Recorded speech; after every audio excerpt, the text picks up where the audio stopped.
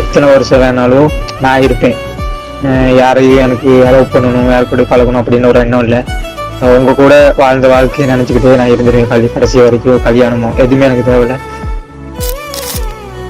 எங்கட ஊர்ல அப்படி இல்லையே. லவ்வர் என்றா வேற, காதல் என்பது வேற, நட்பு என்பது வேற. அப்ப நீங்க கிளியரா சொல்லுங்க, லவ்வரா இல்லாட்டி பாய் ஃப்ரெண்டா? நீங்க லவ் பண்ணது 9 வருஷம், ஆனா கொடுத்து விட்டவங்களை லவ் பண்ணிக்கிறது 10 வருஷமா? அப்படி சொல்லித்தான் எனக்கு அனுப்பி விட்டார். அப்படியே எனக்கு அந்த ஒரு வருஷம் அங்கேயே போயிட்டு என்ன நடந்தது? 9 வருஷம் பண்றீங்க, அவர் 10 வருஷம் பண்ணா, அந்த இடையில 1 வருஷம் என்ன ஆச்சுது? ஏன் கதைக்கிறே இல்லையா? இப்ப நீங்க ஏன் கதைக்கிறே இல்லை? 9 வருஷமா லவ் பண்ணிருக்கிறீங்க, இப்போ 1 வருஷம் மிஸ் ஆகுது. ஆனா அவர் இப்பயும் உங்களை தான் நினைச்சுட்டு இருக்காராம். இப்ப எல்லாம் இதெல்லாம் அரேஞ்ச் பண்ணி அனுப்பினது உங்களுக்காக தான்.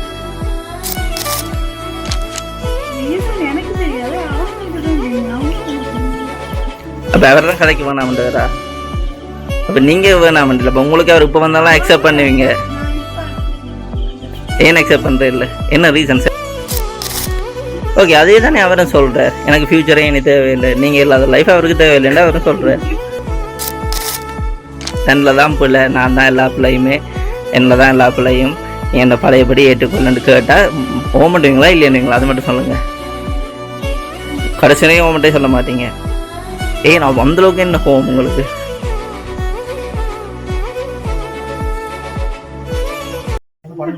தெரிஞ்சவங்க யார் யாரெல்லாம் இருக்காங்க அப்படி கிஃப்ட் எல்லாம் கொடுத்து விடுற அளவுக்கு? என்ன ஒருத்தரையும் தெரியாதா? யாரு? ஆகாஷா? அதான் ஆகாஷ்ன்றது. என்ன வைக்க வர்றீங்க? வெட்டிங் பண்ணிட்டீங்களா? இல்லையா? பாய் ஃப்ரெண்டா? பாய் ஃப்ரெண்டா? அப்படியா? உங்களுக்கு அப்படி சொல்லி வர இல்லையே. பாய் ஃப்ரெண்டா அனுப்பினது? கெஸ் பண்ண தெரியல, அவங்களா தான் இருக்குமா? சரி, ஓகே, அடுத்த கிஃப்டையும் பார்ப்போம். அடுத்த கிஃப்ட்டை பார்த்தா ஒரு வேலை கன்ஃபார்ம் பண்ணிடுவீங்க. அடுத்த கிஃப்ட் எப்படிங்க? என்னவா இருக்கும் சொல்லிட்டு? என்னவா இருக்கலாம்ண்டு ஏதாச்சும் கெஸ் பண்ணக்கூடிய மாதிரி இருக்கா? ட்ரெஸ்ஸா? சரி, ஓகே, ஓப்பன் பண்ணுங்க. அப்போ சரியா கெஸ் பண்ணீங்க. அப்போ யாருக்கு கொடுத்து விட்டானு தெரிஞ்சானே இருக்கும். கிஃப்டை சரியா கெஸ் பண்றீங்க, அப்போ யார் கொடுத்து விட்டான்னு ஒரு ஐடியா இருக்குன்னு தானே.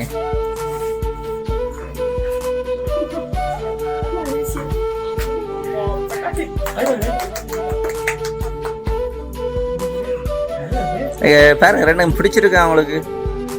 பிடிக்க இல்லையா?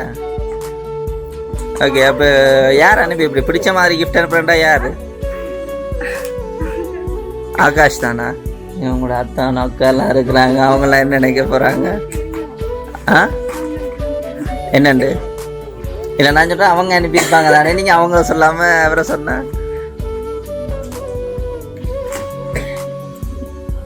அப்போ அவர்கிட்ட ஃபோன் பண்ணி கேட்போம்மா, நீங்கள் அதெல்லாம் அனுப்பினீங்களான்ட்டு. அங்கே கால் பண்ணுங்க பார்ப்போம். பயமா இருக்கா? சரி, ஓகே, நாங்கள் கடைசியாக அவருக்கு ஃபோன் பண்ணுவோம். அதுக்கிடையில் வந்துருக்கு கிஃப்டையும் பார்ப்போம். ஆனால் நீங்கள் சொன்ன பேரில் வேறு இல்லை, பிரதீப் என்ற ஒரு பேரில் தான் வந்தது. ஓ, நல்லா யோசிச்சு பாருங்க. தெரியாதா? இப்போ யார்? இங்கே இருக்கிற ஒரு ஆள் தான். நீங்கள் சொன்ன ஆகாஷ்ன்ற பேரில் வேறு இல்லையே. உங்களோட ஃப்ரெண்ட்ஸில் யாராவது இருக்காங்களா? அப்படி யாருமே இல்லையா? சரி, ஓகே, அடுத்த கிஃப்டையும் பார்ப்போமே. என்ன சிரிப்பை பார்த்தா யாருன்னு கெஸ் பண்ணிட்டீங்க போல.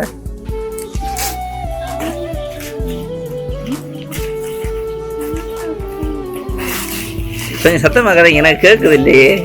வேற நான் அவங்களுக்கு கேட்கும்.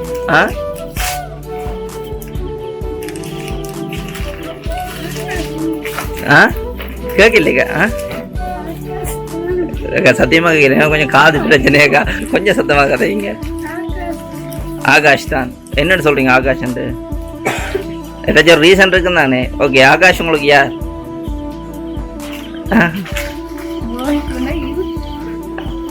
என்ன சொல்லுங்க, சொல்லி முடியுங்க. பாய் ஃப்ரெண்ட். அப்ப லவ்வர் இல்லையா? ரெண்டு ஒன்றை இல்லையே. எங்கட ஊர்ல அப்படி இல்லையே. லவ்வர் என்றா வேற, காதல் என்பது வேற, நட்பு என்பது வேற. அப்போ நீங்கள் கிளியராக சொல்லுங்கள், லவ்வரா இல்லாட்டி பாய் ஃப்ரெண்டா? பாய் ஃப்ரெண்ட். அப்போ லவ்வர் இல்லை, காதலன் இல்லை. ஆ, காதலன் இல்லையா? என்னக்கா? அப்போ நீங்கள் லவ் பண்ணே இல்லை? பண்ணீங்களா? ஓகே. எவ்வளோ காலம் லவ் பண்ணீங்க? ஆ, நல்லா யோசிச்சு பாருங்க. 9 years. இப்போ இந்திய நாளோட சேர்த்து எத்தனை? ஆ, நீங்கள் லவ் பண்ணது 9 வருஷம், ஆனால் கொடுத்து விட்டவங்களை லவ் பண்ணிக்கிட்டு இருக்கிறது 10 வருஷமா? அப்படி சொல்லித்தான் எனக்கு அனுப்பி விட. அப்படியே எனக்கு அந்த ஒரு வருஷம் அங்கேயே போயிட்டு என்ன நடந்தது? 9 வருஷம் பண்ணுறீங்க, அவர் 10 வருஷம் பண்ணா, அந்த இடையில ஒரு வருஷம் என்ன ஆச்சுது? ஏன் கதைக்கிறே இல்லையா? இப்போ நீங்கள் ஏன் கதைக்கிறே இல்லை? 9 வருஷமா லவ் பண்ணியிருக்கிறீங்க, இப்போ ஒரு வருஷம் மிஸ் ஆகுது. ஆனால் அவர் இப்பயும் உங்களை தான் நினச்சோன்னு இருக்காராம். இப்போ எல்லாம் இதெல்லாம் அரேஞ்ச் பண்ணி அனுப்பினது உங்களுக்காக தான். என்ன ரீசன்? ஓகே, நீங்கள் வந்து அவரோட கதைக்காம வர்றதுக்கு, அவர் வேணாண்டு வர அளவுக்கு என்ன ரீசன் சொல்லுங்கள்.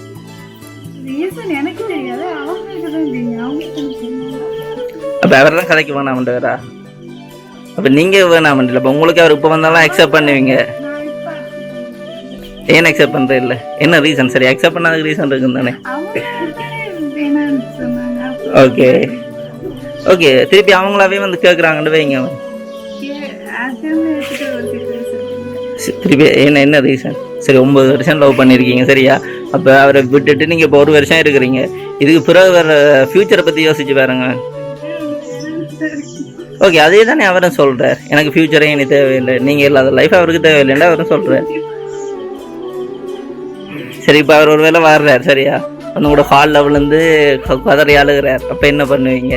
அப்போயும் அக்செப்ட் பண்ண மாட்டீங்க. தன்னில் தான் பிள்ளை, நான் தான் எல்லா பிள்ளையுமே, என்னில் தான் எல்லா பிள்ளையும், நீ என்னை பழையபடி ஏற்றுக்கொள்ளுன்னு கேட்டால் ஓமட்டுவீங்களா இல்லைன்னுவீங்களா? அது மட்டும் சொல்லுங்கள். கடைசியிலையும் ஓமட்டே சொல்ல மாட்டீங்க. நான் அந்தளவுக்கு என்ன ஹோம் உங்களுக்கு?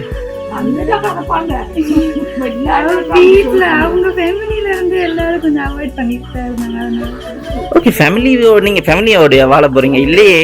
நீங்கள் வாழ போகிறது நீங்கள் 2 பேரும் தான், சரியா? என்ன நான் சொல்கிறேன் சரி தானே? ஃபேமிலி வந்து வெட்டிங்கு பிறகு சப்போர்ட் பண்ணுவாங்க, ஸ்டார்டில் பண்ணாட்டிக்கும் வெட்டிங்கு பிறகு நடக்கிறது, சரியா? பாருங்க, அனுபவம் இல்லாத நிறைய பேர் இருக்கணும். சின்ன வயசுல ஃபர்ஸ்ட் என்ன நடக்கும்? ஓகே, லவ் பண்ணுறீங்களா 2 பேருக்கு? இப்போ உங்களோட வீட்டிலலாம் ஓகே தானே? உங்களோட வீட்டில் எல்லாருக்கும் தெரியும்னு சொன்னாங்க. அப்போ உங்களுக்கு வந்து அண்ணாக்கா இவ்வளோ பெரிய சப்போர்ட் இருக்கு, நீங்கள் அவங்களோட வீட்டை பற்றி யோசிக்க தேவையே இல்லை. லவ்வில் வந்து யாராச்சும் ஒருத்தவங்க தான் ஸ்ட்ராங்காக இருப்பாங்க, சரியா? யாராச்சும் ஒருத்தட்ட ஃபேமிலி தான் ஸ்ட்ராங்காக இருக்கும். 2 சைட்லையுமே இருக்காது. அப்படி 2 சைட்லையுமே இருந்தால் வேறொரு பிரச்சனை புதுசாக வரும். அந்த விஷயத்தில் நீங்கள் வந்து ஸ்ட்ராங்காக இருந்துருக்கிறீங்க.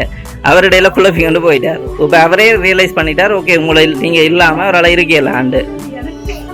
ஓகேயா?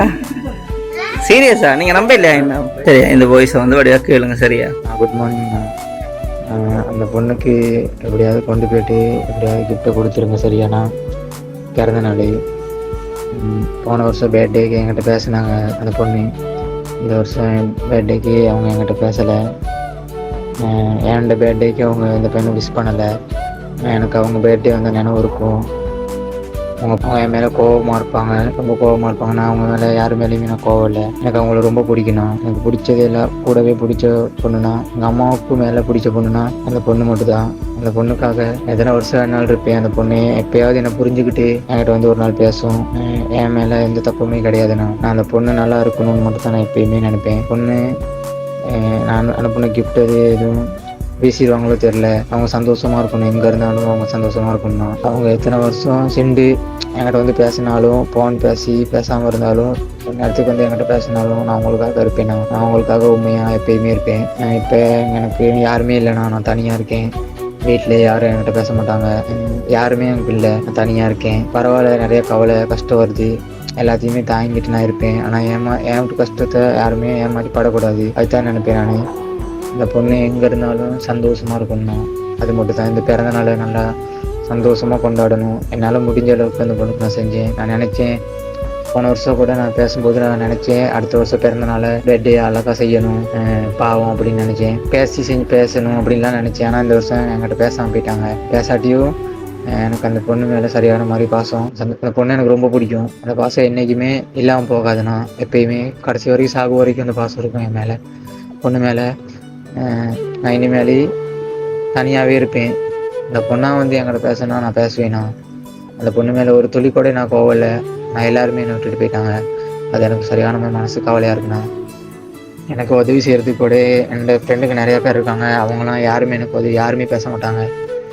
அதனால் நான் எப்படியோ டிக்டாக்ல பார்த்துட்டு இருக்கும்போது உங்களுக்கு இந்த வீடியோஸ்லாம் பார்த்தேன். அதுக்கப்புறம் தான் எனக்கு தோணுச்சு, இவங்ககிட்ட சரி நம்ம காசு கொடுத்து போய்ட்டு சர்ப்ரைஸாக பண்ணுவோம் அப்படின்னு சொல்லி தான் நான் இதை உங்கள்கிட்ட செஞ்சேண்ணா. ரொம்ப தேங்க்ஸ். எனக்கு நீங்கள் இதை செஞ்சு கொடுங்கண்ணா. அந்த பொண்ணு என் மேலே கோவப்படுவாங்களோ தெரில. இது கோவப்படாத அளவுக்கு செஞ்சு கொடுத்துடுவாங்கண்ணா. என்கிட்ட பேசாட்டி கூட பரவாயில்ல. அவங்க இந்த கேக்கை கட் பண்ணி வாங்கி கொடுத்த ட்ரெஸ்ஸை அதை உடுத்தி சந்தோஷமாக கேக்கை கட் பண்ணி சந்தோஷமாக இருக்கணும். அவங்களோட பிறந்த அன்னைக்கு கண்டதெல்லாம் யோசிக்காமல் சந்தோஷமாக இருக்கணும். அது மட்டும் அது அப்படி இருந்தாலே போதுண்ணா. எனக்கு ரொம்ப சந்தோஷமாக இருக்கும். அவங்க என்றைக்கும் காண்பிக்கக்கூடாது. அவங்க நல்லா சந்தோஷமாக எவ்வளோ நாள் போனாலும் அவங்க நல்லா சந்தோஷமாக இருக்கணும். அவ்வளோதான். அது மட்டும்தான் என்னோடய சந்தோஷம். என்னால் அவங்க அம்மா அவங்க அப்பா அவங்ககிட்டலாம் யாருக்கிட்டையும் பேசாமல் இருக்க வேணாம். பேசி சந்தோஷமாக இருக்கணும். நான் யாருமே இல்லாமல் வளர்ந்தேன். நானே யாரோட பாசமும் இல்லாமல் வளர்ந்ததுனால எனக்கு பிரச்சனை கிடையாது. உங்களுக்கு அப்படி இல்லை. அம்மா அப்பா எல்லாம் இருக்காங்க. அவங்க மேலே சரியான பாசம். அவங்க மேலே நீங்கள் அவங்கக்கிட்ட பேசுங்க, சந்தோஷமாக இருங்க. என்னை பற்றி அவங்க இனிமேல் எதுவுமே கழிக்க மாட்டாங்க, பேச மாட்டாங்க. அவங்க கூட நீங்கள் சந்தோஷமாக இருக்கணும். உங்கள் வீட்டில் ரூபி எல்லாமே சந்தோஷமாக இருக்கணும். என்னை பற்றி யோசிக்காமல் நீங்கள் சந்தோஷமாக இருங்க. சரியா? வேறு யாரோ அப்படின்னு நினச்சி சந்தோஷமாக இருங்க. இந்த கிஃப்ட்டை மட்டும் எனக்காக ஏற்றுக்க. சரியா? நீங்கள் சந்தோஷமாக இருக்கணும். அது மட்டும்தான் எனக்கு ரொம்ப சந்தோஷம். நீங்கள் எங்கே போனாலும் என்ன செஞ்சாலும் கவனமாக நிதானமாக சந்தோஷமாக இருந்தால் நான் எங்கே இருந்தாலும் சந்தோஷமாக இருப்பேன். எத்தனை வருஷம் வேணாலும் நான் இருப்பேன். யாரையும் எனக்கு அலோவ் பண்ணணும், யாரு கூட பழகணும் அப்படின்னு ஒரு எண்ணம் இல்லை. உங்கள் கூட வாழ்ந்த வாழ்க்கையை நினச்சிக்கிட்டே நான் இருந்துருவேன். கடைசி வரைக்கும் கல்யாணமோ எதுவுமே எனக்கு தேவையில்லை. என்னால் என்ன முடியுமோ அதை நான் சம்பாதிச்சுட்டு எனக்காக நான் இருந்துருவேன். கடவுள் என் கூட இருப்பார். எப்பயும் உங்களுக்கும் கடவுள் இருப்பார். எல்லாத்துக்கிட்டையும் ஒரே மாதிரி பழகாதீங்க. நிதானமாக பழகு. எல்லாம் ஒரு மாதிரி இருக்க மாட்டாங்க. கவனமாக இருக்கணும். டைமுக்கு சாப்பிடணும். கவனமாக இருக்கணும். வேறு ஒன்றும் சொல்லலை. ஐசு எனக்கு ரொம்ப பிடிக்கும். சரியா? இதுக்கு மேலே பேசினா அழுந்துருவேன். நல்லா இருக்கணும், சந்தோஷமாக இருக்கணும். எதுவுமே நினச்சிக்க வேணாம். அதுக்கு சந்தோஷமாக ஏற்றுக்குங்க. ஒரு ஃப்ரெண்ட்ஸ் மாதிரி சரி நினச்சி சரி ஏற்றுக்குங்க. ஐசு நல்லா இருக்கணும். நீங்கள் எதுவும் என் வாய்ஸ் ரெக்கார்டில் எதுவும் நான் தவறாது பேசியிருந்தேன் என்ன மன்னிச்சிக்கங்க. என் மேலே கோவப்படாதீங்க. யார் மேலேயுமே கோவப்படாதீங்க. இது நானாக ஆசைப்பட்டு ஒன்று செய்யணும்னு நினச்சி நானே என்கிட்ட அப்போ காசு இருக்கலை. வந்த புதுசில் உங்களோட பர்த்டே செய்கிறதுக்கு பெருசாக காசு இருக்கலை. ஏதோ சாதாரணமாக காசு இருந்துச்சு. அதில் நான் சாதாரணமாக உங்களுக்கு கேக் வாங்கி கட் பண்ணேன். ஆனால் இந்த வருஷம் நான் கொஞ்சம் கடன்லேருந்து நான் இதாகிட்டேன். அதனால் எனக்கு இப்படி செய்யணும்னு ஒன்று தோணுச்சு. அதனால் நான் செய்கிறேன். என்னை எதுவும் நினச்சிக்காதீங்க. நான் இப்படி செஞ்சதுக்கு எதுவும் நினச்சிக்காதீங்க. அந்த கிஃப்ட்டை நீங்கள் தாராளமாக ஏற்றுக்கணும். அது மட்டும் தான் என்னோடய சந்தோஷம். மனசார ஏற்றுக்கிட்டிங்கன்னா அது போதும். 5 வருஷமோ 10 வருஷமோ இத்தனை வருஷத்துக்கு அப்புறம் என்னை புரிஞ்சுக்கிட்டு ஒரு நாள் உட்காந்து பேசினாலும் நானே வரைக்கும் நான் இருப்பேன். தனியாக இருந்துருவேன். நான் சின்னதுலேருந்து யாருக்கிட்டையும் பாசமும் இல்லாமல் வளர்ந்துட்டேன். நீங்கள் மட்டும்தான் என் கூட இருப்பீங்க. அப்படிலாம் எந்த கஷ்டம் எவ்வளோ என்ன சொன்னாலும் என் கூட இருப்பீங்க நீங்கள் மட்டும்தான். ஆனால் இப்போ நீங்களும் இல்லை. யாருக்கிட்டையுமே என் கஷ்டத்தை சொல்கிறதுக்கு யாருமே இல்லை. என் சந்தோஷத்தை சொல்கிறதுக்கு கூட யாரும் இல்லை. தனியாகவே இருக்கேன். நீங்கள் உங்களுக்கு எது சந்தோஷமோ, என் கூட பேசாதது சந்தோஷமாக இருந்தால் அந்த சந்தோஷத்தை நீங்கள் அனுபவிச்சுக்கலாம். என் கூட பேசினா உங்களுக்கு சந்தோஷமாக தான் நீங்கள் என்கிட்ட பேசலாம். என்ன உங்களுக்கு தோணுது செய்யலாம். கவனமாக இருக்கணும், நிதானமாக இருக்கணும். சரியா? நல்லா படிக்கணும். ஏதாவது நல்லா தொழில் செய்யணும். நல்லா இருக்கணும். ஆசையாக செஞ்சேன் அதை ஏற்றுக்கணும். என்னை லவ் பண்ணாடி கூட லவ் பண்ணல. எங்கள் அண்ணன் நினச்சி சரியா நீங்கள் வாங்கிக்கணுங்க. எனக்கு நீங்கள் எங்கே இருந்தாலும் சந்தோஷமாக இருந்தால் அதுவே போதும். வேறு எதுவுமே தேவையில்ல. நீங்கள் கஷ்டப்படக்கூடாது. நீங்கள் எப்பயுமே கஷ்டப்படக்கூடாது. சந்தோஷமாக இருக்கணும். அது மட்டும்தான் என்னோட சந்தோஷம்.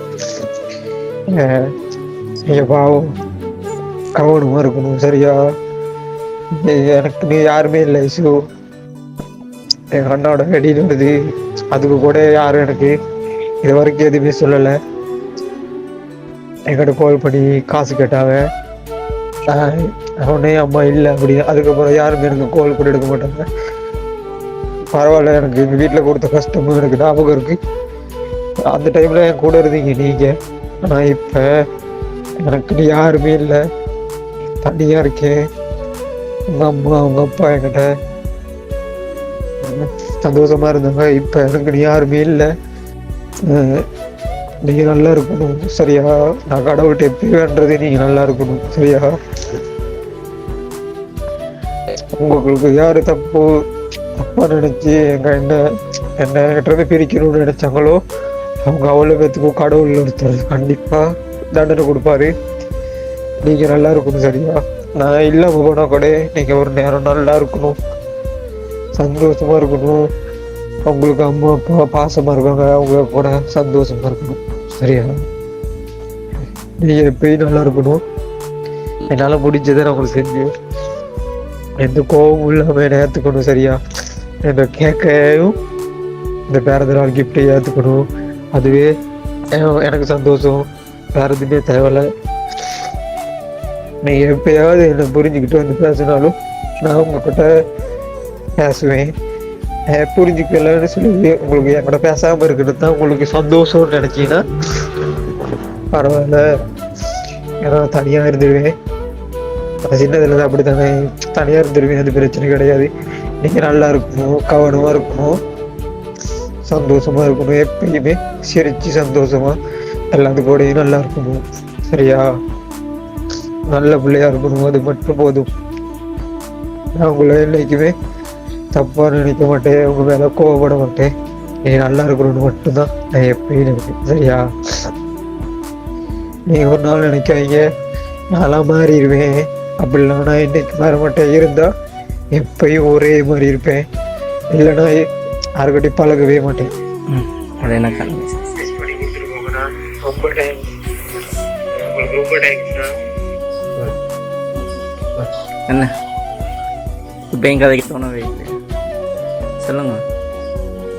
9 வருஷமாக லவ் பண்ணியிருக்கீங்க சரியா. இடையில ஏதோ ஒரு பிரச்சனை. ஓகே, 1 வருஷம் கதைக்கு இல்லை சரி. ஓகே, நீங்கள் இப்படியே பிரேக்கப் பண்ணிவிட்டு உங்களோட லைஃப்பை பார்த்துட்டீங்களாண்டா? இல்லை, இப்படியே இருந்துடானுன்றீங்க. அவரும் அதை தான் சொல்கிறேன், நான் இப்படியே இருந்துடுறேன். இப்படியே 2 பேரும் இருக்கிறதுக்கு முடிஞ்சு போன கதையை அப்படியே முடிச்சு விட்டுட்டு திருப்பி புதுசாக ஸ்டார்ட் பண்ணலாம் தானே.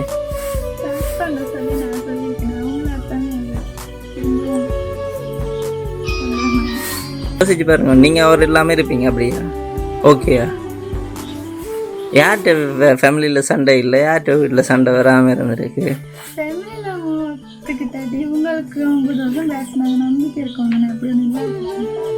சரி ஓகே, ஒரு சம்பவம் நடந்தது, ஒரு பிரச்சனை நடந்தது, அது முடிஞ்சு போச்சு. பிரச்சனை ஏண்டா அதை பேசித்தான் அந்த சொல்யூஷன் கொண்டு வரணும். கதைக்காமல் இருந்தால் பிரச்சனை முடியாது. ஒரு பிள்ளையா ஒரு தப்பா அவங்கள்ட்டையும் பேசணும், இவங்கள்ட்டையும் பேசணும். என்ன நடந்தாலும் நேரம் கதைச்சு பிரச்சனையை அதோட முடிச்சோணும். அதை விட்டுட்டு நீங்கள் இப்படி கதைக்காமல் இருந்தாலும் பிரச்சனை முடியுமா? சரி ஓகே, அவர் தான் ஓகே. இப்போ அவர் தானே, அவரே சொல்கிறாரு தானே. ஓகே, அதெல்லாம் விடுவோம், நீங்கள் கதைச்சா கதைப்பண்ணான்ட்டு. அப்போ இதுக்கு அப்புறம் நீங்கள் எப்படி வாதம் படிக்கிறீங்க? இப்போ என்னென்னா நீங்கள் உங்களோட ஈகோவை காட்டுறீங்க. ஓகே, அவர் நான் சொல்லி கேட்கல, இப்போ அவர் சொல்லி நான் கேட்க மாட்டேன். அப்படி தானே? அப்போ என்ன கதைக்கிறீங்களா? கதைக்க மாட்டீங்க. அப்போ இது உங்களோட ஈகோ தான் என்ன? இல்லை, அவன் கெஞ்சிறதை கெஞ்சட்டும், கதைக்கிறத கதைக்கட்டும், அவருக்கு இது தேவை, இப்படியே இருக்கட்டும் ரெண்டு போட்டு நீங்கள் இப்படியே இருக்கிறீங்க. உண்மையாக சொல்லுங்கள், நீங்கள் நல்லா ஹாப்பியாக சந்தோஷமாக தான் இருக்கிறீங்களா? 9 வருஷமாக லவ் பண்ணீங்க தானே. இப்போ இந்த 1 வருஷம் கதைக்கல கொள்ள இல்லை, நல்லா ஹாப்பியாக சந்தோஷமாக இருக்கிறீங்க. அப்போ அவர் இல்லாத லைஃப் உங்களுக்கு ஓகே? ஷூராக சொல்லுங்கள். ஏன்னு சொன்னால் நீங்கள் ஒரு முடிவை சரியாக சொல்லாட்டிக்கு அவரும் அதை ஜோதிச்சோன்னு இருப்பார். நீங்களும் உங்களோட இதுக்கு நீங்கள் இருப்பீங்க. பட் அவர்கிட்ட லைஃபையும் எல்லாம் பார்க்கணும். ஓகே, இது நான் இப்படி தான் இருப்பேன், தேவையே இல்லை, நீ உண்ட வேலையே பார் மூஞ்சில் அடித்த மாதிரி நேரையே சொல்லி முடிச்சுட்டா அவர் அவர்கிட்ட லைஃப்பை பார்ப்பார். ஆனால் அவர் அப்படி பார்க்க மாட்டேன்னு சொல்லி கொண்டிருக்கேன். சரி ஓகே, இப்போ அவரே தானே கெஞ்சிறாருன்னு. இப்போ அவரே தானே கெஞ்சிறார். நீங்கள் வேண்டிய அளவுக்கு நீங்கள் அவரோட கதைக்காமல் இருந்தே ஒரு பெரிய அவருக்கு இப்போ தான் விளங்குது உங்களை பற்றி. ஓகே, தன்னில் தான் மிஸ்டேக் இருக்குது, தான் தான் எல்லா தப்பும் பண்ணி இருக்கிறேன் என்று அவருக்கே எல்லாம் விளங்கினுடைய தான் அவரே இதெல்லாம் அரேஞ்ச் பண்ணி அனுப்பியிருக்கிறார். அதை விட அவரே ஃபீல் பண்ணி எல்லாம் சொல்லியிருக்கிறார். அது இன்னும் விளங்காத ஒரு ஆளாக இருந்தால் இப்படி செய்திருக்க மாட்டார். இந்தளவுக்கு செய்யணும்னு தேவையில்லை. அவர் வந்து அந்த டைமில் என்ன இதில் இருந்தது தெரியல. ஓகே, எல்லாம் முடிஞ்சு போச்சு. இப்போ இப்போ தான் அவருக்கு தெரியுது. அப்போ இப்போ தான் அவருக்கு கொஞ்சம் விளங்குது. அப்போ இதுக்கு அப்புறம் ஒரு சான்ஸ் கொடுக்குறது தானே. அப்போ அந்த சான்ஸே கொடுக்க மாட்டிங்களா? சரி, ஓகே, இதில் என்ன இருக்குது, இன்னொரு சான்ஸ் கொடுங்க. நீங்கள் இப்போ கால் பண்ணி அவரோட கதைக்கணும், கதை ஜிண்டுக்கு ஒரு முடிவு காணணும். அப்போ தான் நான் விடுவேன். A few minutes later.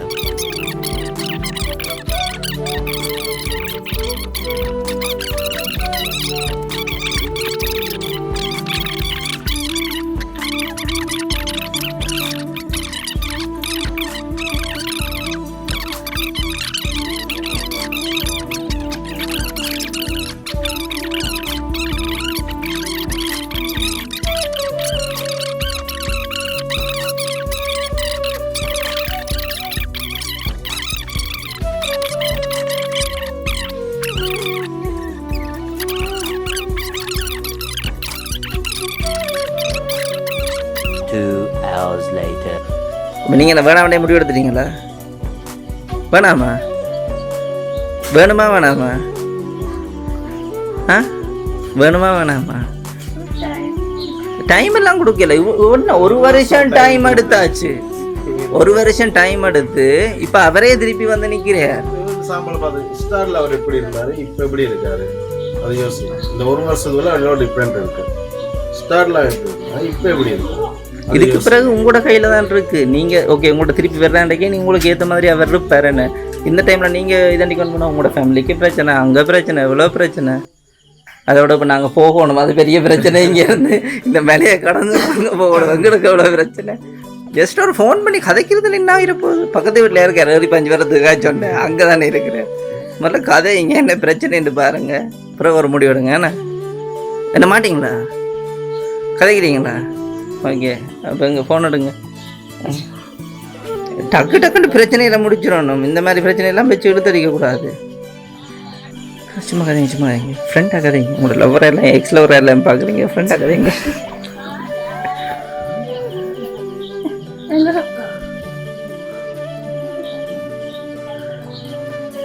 நீங்கள் தானே சொல்லுங்க, ஒரு அவங்க கதைக்காங்கன்னு நினச்சிருக்கேன்.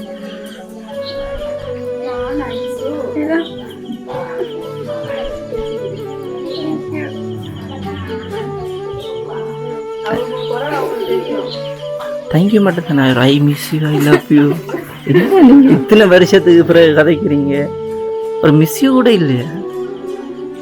நான் ரொம்ப மிஸ் பண்ணுறேன்டா, நான் உன்னோட எதிர்பார்ப்பேன். அது நீங்கள் தானே சொல்லணும்.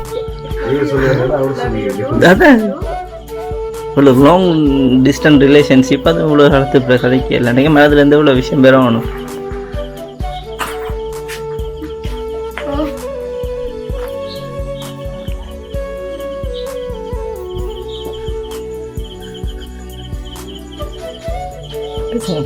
நான் வெயிட் பண்ணுறேன்.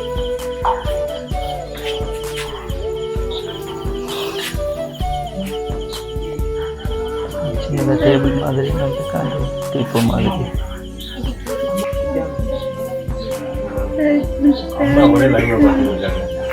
உண்மையாக சொல்லுங்க, எடுப்பீங்களா? சத்தியமா? சத்தியமா? அம்மா மேல சத்தியமா? கடவுள் சத்தியமா? திருப்பி கால் பண்ணுவீங்க?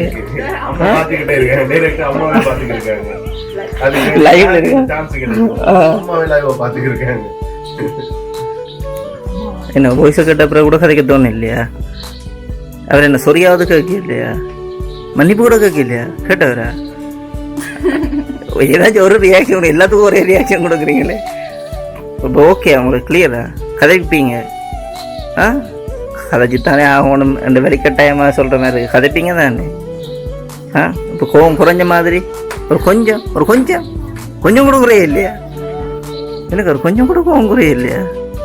ஃபுல்லாகவே இல்லாமல் போயிட்டு சந்தோஷம், ஃபுல்லாகவே அக்கா கோவம் போயிட்டு.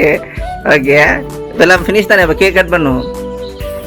Happy birthday to you, happy birthday to you, happy birthday dear உசுரு, ஹாப்பி பர்த்டே டு யூ.